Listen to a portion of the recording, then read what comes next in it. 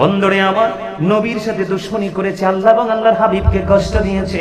আল্লাহ রাব্বুল আলামিন অর্ডার করতে দেরি রে, কাব ইবনে আশরাফকে মুহাম্মদ ইবনে মাসলামা হত্যা করে আমার নবীর কাছে খবরটা জানিয়ে দেয়। জোরে জোরে বলুন না সুবহানাল্লাহ। বন্ধুরে আমার, বাররা ইবনে আজিব রাদিয়াল্লাহু তাআলা আনহু থেকে হাদিস খানা বর্ণিত। এই হাদিস খানাও এসেছে বন্ধু বুখারী শরীফের মধ্যে। আমার নবী ডেকে ডেকে বললেন, আবু রাফে নামক ইহুদিকে হত্যা করার মতো কে আছো? ও বন্ধু, আবু রাফে নামক ইহুদি বসবাস করত কোথায়? ওই হিজাজ ভূমিতে ছিল তার দুর্গ। আব্দুল্লাহ ইবনে আতিককে দলের লিডার, সেনাপতি বানিয়ে আরো সঙ্গী দিয়ে তিনি পাঠিয়ে দিলেন আমার নবী আবু রাফে নামক ইহুদিকে হত্যা করার জন্য। কারণ কি? সে আল্লাহ এবং আল্লাহর হাবিবকে কষ্ট দিয়েছে, যারা কষ্ট দিয়েছে তাকে সে সমর্থন দিয়েছে। জোরে জোরে কন্যা নাউজুবিল্লাহ। এবার বন্ধু আব্দুল্লাহ ইবনে আতিক রাদিয়াল্লাহু তাআলা আনহু ধীরে ধীরে ধীরে ধীরে হাঁটি হাঁটি পা পা করে বন্ধু হিজাজ ভূমিতে চলে গেল। হাদিস শরীফ প্রমাণ করে হিজাজ ভূমির মধ্যে কদমটা দেওয়ার পরে এবার তিনি চাইয়া দেখলেন, ও বন্ধু, সূর্য তার আপন গন্তব্যে চলে যাচ্ছে।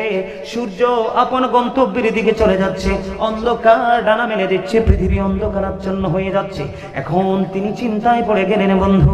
খোঁজ করতে করতে করতে করতে বন্ধু আবু রাফে নামক ইহুদির ঘর পর্যন্ত পৌঁছে গেল। অন্ধকার, অন্যান্য মানুষের মাঝে তিনি শয়ন কক্ষে শুয়ে আছেন বন্ধু। তার মানে অন্য মানুষ বলতে তার আপন পরিবার পরিজন সন্তানদের মাঝে শুয়ে আছেন।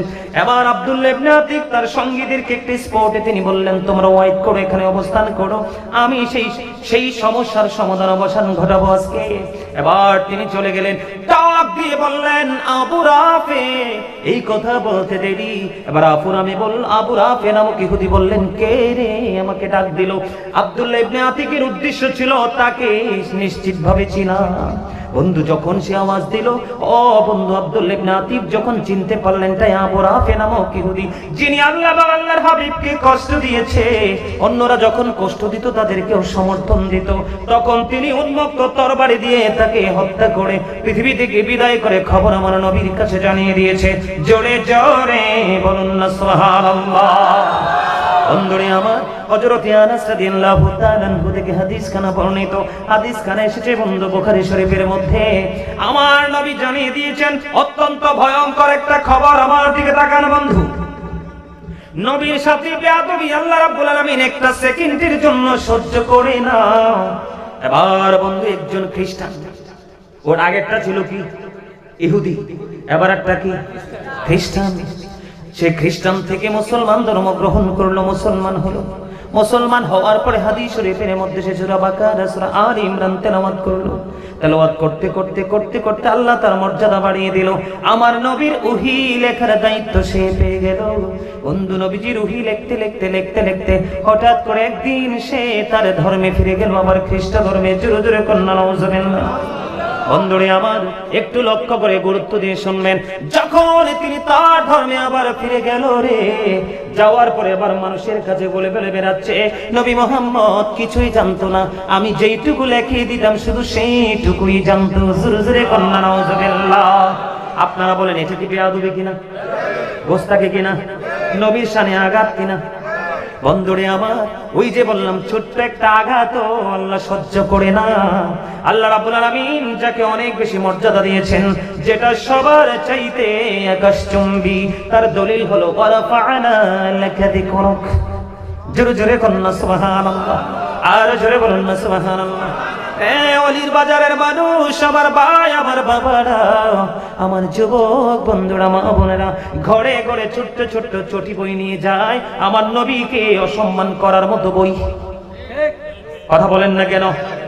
বড় বড় শায়েকের বিবিদেরকে রাস্তায় ছেড়ে দিয়েছে, কিন্তু শায়েক লগে নাই। এরা কতটা বুদ্ধিমান! শায়েকের সঙ্গী যদি না থাকে রে, শায়েক যদি লগে না থাকে, ওই বিবি অন্যত্রে যাওয়া টোটালি হারাম। তিনটা পুরুষ ছাড়া নারী একা বের হতে পারবে না, একা একা বন্ধু ভ্রমণ করতে পারবে না, কারণ নারীরা ঘরের বাইরে কখনোই নিরাপদ নয়। ঠিক কিনা বলে? ছোটি ছোটি বই নিয়ে বন্ধু শায়েখদের লেখা বের হয়ে গেছে, মা বোনদের ইজ্জত নষ্ট করতেছে, মা বোনদের ঈমানকে নষ্ট করতেছে। নবীজিকে ছোট করে করে যত নিম্ন শব্দ ইউজ করা যায়, এটা হলো নবীর সাথে বেয়াদবি বন্ধু। নবীকে ভালোবাসা ফরজ, নবীর ইজ্জতের চাদর ধরে টান দেওয়া কুফরি। যিনি নবীর ইজ্জতের চাদর ধরে টান দিবে, নবীর শানে আঘাত করবে, তিনি আর মুসলমান থাকে না। জোরে জোরে কন্যা ঠিক না বেঠি, আর জোরে বলুন না ঠিক না বেঠি। বন্ধু হৃদয় খুলে শোনো, এবার কি করলেন, তিনি ঘুরছে আর মানুষের কাছে বলে বলে বেড়াচ্ছে নবী মোহাম্মদ কিছুই জানতো না, আমি যেইটুকু লিখে দিতাম শুধু সেইটুকুই জানতো। বন্ধু বলতে বলতে বলতে বলতে তার সীমানা ক্লোজ হয়ে গেল। সীমানা যখন ক্লোজিং হয়ে গেল, এবার তিনি ইন্তেকাল করলো।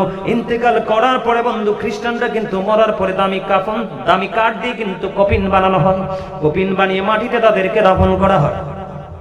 তখন তাকে দাফন করা হলো। দাফন করার পরে তার আপন স্বজনেরা চলে গেল। পরের দিন তাকে দেখতে আসলো যে তার কবরের মধ্যে কেমন আছে। দেখার জন্য যখন চলে গেল, যাইয়া দেখে মজার খবর, ওই মাটি, ওই খ্রিস্টানের লাশটা মাটির বাইরে ফেলে রেখেছে। আলহামদুলিল্লাহ, জোরে জোরে বলুন আলহামদুলিল্লাহ। বন্ধু, তার মর্যাদা কত ছিল রে, নবীজির উহি লিখতো। হাদিস কিন্তু বুখারী শরীফের আমার বানানো কোনো বাংলা বই থেকে নয় বন্ধু। এবার তার আপন স্বজনেরা পরের দিন যাইয়া দেখলেন তার লাশটা মাটির বাইরে পড়ে আছে।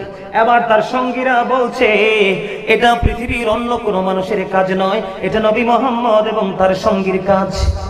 নাউজুবিল্লাহ বলেন না। এবার তারা এই চিন্তা করে তার কবরটাকে বন্ধু আরো বেশি গভীর করে খনন করলো। আরো বেশি গভীর করে খনন করার পরে বন্ধু আজকে তাকে দফন করে গেলেন। দিন চলে গেল, রাত্র হলো। রাত্র যখন ফুরিয়ে গেল, পরের দিন সকালবেলা আবার যাইয়া দেখে তার লাশটা আবারও মাটির বাইরে। আলহামদুলিল্লাহ বলেন। 2 দিন, কয়দিন চলে গেল? একে কি 2 দিন বন্ধু চলে গেল। দ্বিতীয় দিন চলে যাওয়ার পরে বন্ধু তৃতীয় দিন, ওই গতকালকের মতো আজকেও তারা মন্তব্য শুরু করলো। তৃতীয় দিন আবার কি করলো, আর অনেক বেশি কবরটাকে গভীর করে খনন করলো। খনন করার করে পরে বন্ধু তার লাশটাকে কবরের মধ্যে রেখে তারা চলে গেল। তৃতীয় দিন এসে দেখে রে, তার লাশটা আবারও মাটির বাইরে পড়ে আছে। এবার ওই খ্রিস্টানদের টনক নড়েছে। অন্য কোন বিষয় রে, এটা কখনো কোনো মানুষের কাজ হতে পারে না। এটার মধ্যে অন্য কোন রহস্য লুকায়িত আছে। রহস্যটা হলো বন্ধু, আমার নবীর সাথে বেয়াদবি। বন্ধু,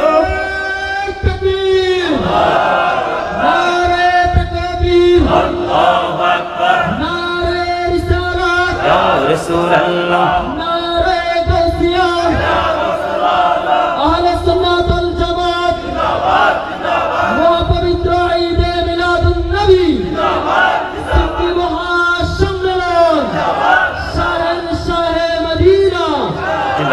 জিন্দাবাদ। আলহামদুলিল্লাহ বলেন। একে একে 3 দিন থেকে কবরে দাফন করা হলো। মাটি গ্রহণ করলো না।